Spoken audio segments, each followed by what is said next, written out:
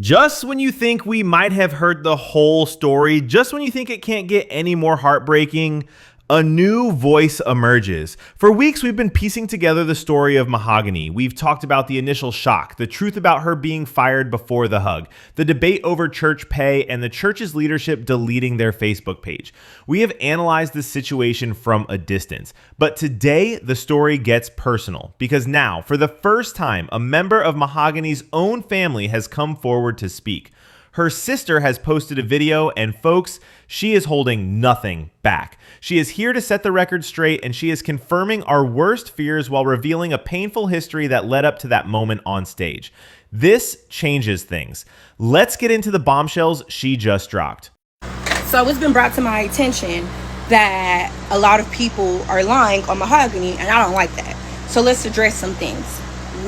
Number one, Mahogany did not hug the pastor or the bishop or whoever Two Dreads is, very weirdly, because they stopped paying her. Mahogany's pay never changed. They stopped paying the choir. Everybody up there, the praise team was not getting paid. So if you want to put it on the floor, we're going to put it on the floor. The praise team was no longer being paid, for one. For two, when we joined our new church, I told Mahogany almost a month ago to stop going to that church because some people ain't right. But Mahogany said that the Lord gave her a gift and she wants to continue to use her gift. So she went up there and I supported her from afar because I don't like them people. 3, the church been struggling with money. So since you want to put it on the floor, we're going to put it on the floor. The church has been struggling with money. And if they would sell that Benz they drive, they could pay the people to sing. The praise team was not getting paid. Very few up there were getting paid. Mahogany was one of them. 4, I don't know who y'all spoke to, but we're going to put the facts straight. Not this last Sunday, but the Sunday before last. Mahogany was at the church, and the first lady came in demanding for them to sing a song they had never practiced. And Mahogany and everybody had felt uncomfortable. And that was one of the many times they had offended Mahogany, and she decided that she was going to still stay and sing, even after they had already offended her and said, well, if you don't want to sing the song, you can go. And Mahogany still stayed and convinced others to stay at the church and sing the song. 5, or whatever number I'm on. Mahogany is a nurse. Mahogany's not going to risk her nursing license for anybody. I, however, have not graduated yet, and I will. You better off praying Jesus than trying me. 6, Mahogany is a good person. She didn't deserve any of that. So whatever lies y'all gonna spew on the internet, whatever beef that you have, whatever you gotta say that's negative, take it to me. Take it to me. I have the time. 1 thing for certain and 2 things for sure, it was never about the money for Mahogany. Mahogany was gonna keep singing up there after she gave her 2 notes. I told her not to go back. Mahogany said she was going to go back. I said she should leave them people high and dry. She said no. So whatever lies the church is gonna spew about Mahogany, you got one more time and you will be seeing me next Sunday. And by next Sunday, I mean this Sunday. Front row and center, so we can address it on the live how y'all wanted to in the first place. So before y'all worry about trying to clock Mahogany or spread lies about her, worry about finding some money for the church. Thank you. The first thing the sister does is confirm what many of us suspected. This was not an isolated incident. This was a pattern. And she gives us a concrete example. She says that the Sunday before the firing incident, the first lady came in and demanded that the praise team sing a song they had never practiced.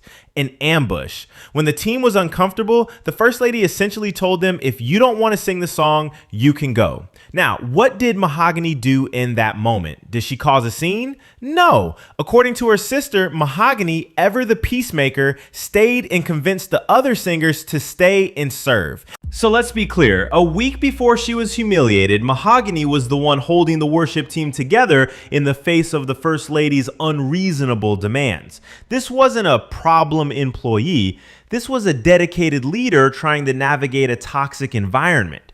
The sister comes to set the record straight on the money. She says a lot of the rumors are wrong. It wasn't that the church stopped paying Mahogany, it's that the church had stopped paying most of the praise team. Mahogany was one of the few who was still on payroll. And why did they stop paying people? Well, according to the sister, the church has been struggling with money.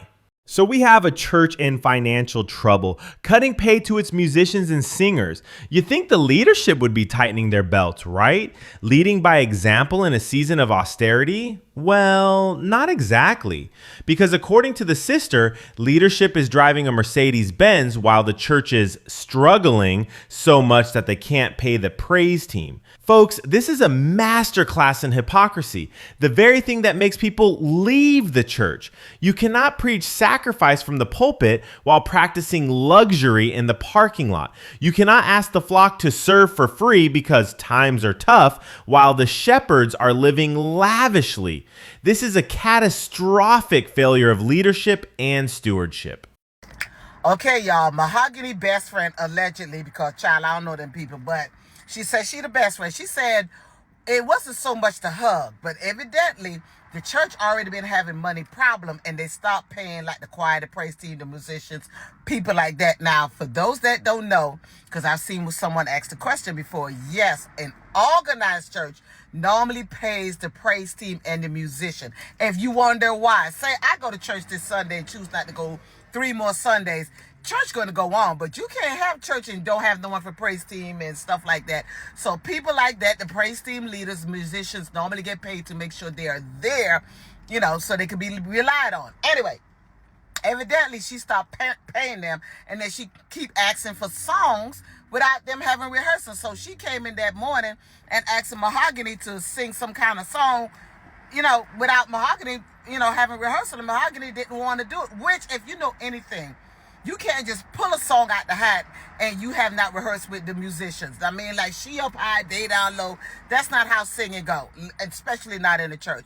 But I am going to say this because I've said it before.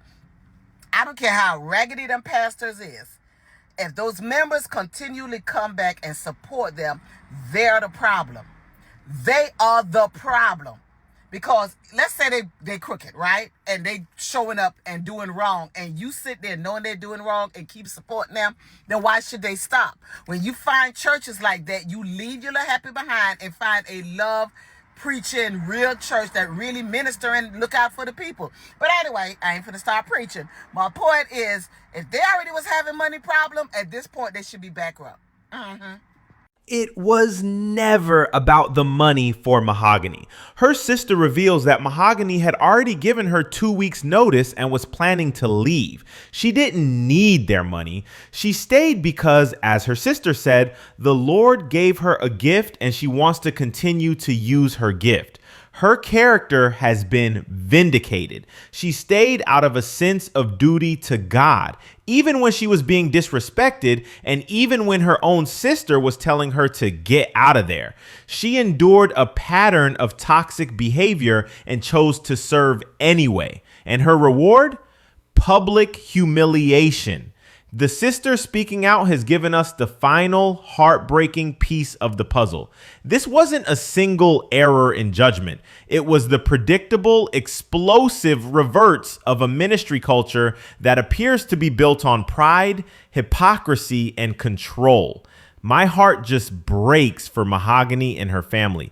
And I have to say, I have so much respect for her sister for having the courage to stand up and speak truth to power and to defend her family so fiercely. We have to keep shining a light on these situations. The only way the church gets better is by being honest about where we have failed.